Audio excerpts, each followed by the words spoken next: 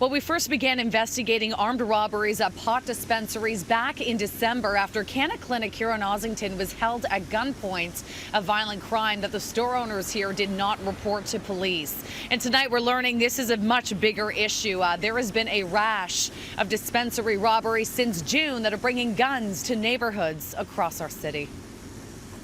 I think it's fair to say, as I stand here, as we all stand here today, that this is absolutely a public safety issue now. The numbers are jarring. 13 pot dispensaries have been robbed since June. Guns were used in 10 of those cases. In 2 separate holdups, shots were actually fired, and police say people are getting hurt. Employees and customers have been stabbed, pistol whipped, and pepper sprayed. They're being kicked, they're being forced to the ground, and having guns shoved in their faces. In 6 of those 13 robberies, business owners did not report the crime. Instead, it was the terrified customers who called police. Over the last couple of months, we have reported on 2 pot shop robberies. One at Cannabis Culture on Queen Street East. I just heard that this place was robbed last night, and I just seen on film, on camera, please leave. The other at Canna Clinic on Ossington. Neither would admit the crimes ever took place. I'm just wondering why Canna Clinic hasn't reported this to police. I can only speak to what I know and what I've seen, and that's it. But the place was robbed.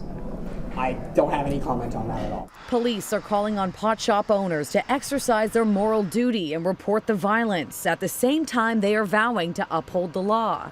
We will seize any illegal narcotics on the premises during the robbery investigations, as we would do in any incident. Is this the reason why owners are not reporting these crimes or cooperating with the investigations? Where these questions being asked, you're making the dispensaries victims. Police say some of these pot shops are taking in $30,000 a day and have multiple kilos of marijuana on hand. So far, during these 13 robbery investigations, only 2 business owners are facing charges of possession with intent. Police say some of these stores have gone to great lengths to evade investigators. I'm going to be honest with you here.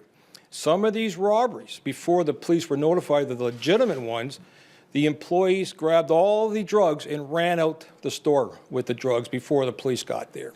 Police have been cracking down on illegal dispensaries since last spring. Many are shut down for good, but 44 are still up and running. While Mayor John Tory is out of town on business, his office did send us an email saying the lack of guidance to municipalities across the country has led to this situation. The mayor would like to see the federal government move as quickly as possible to implement new regulations regarding marijuana.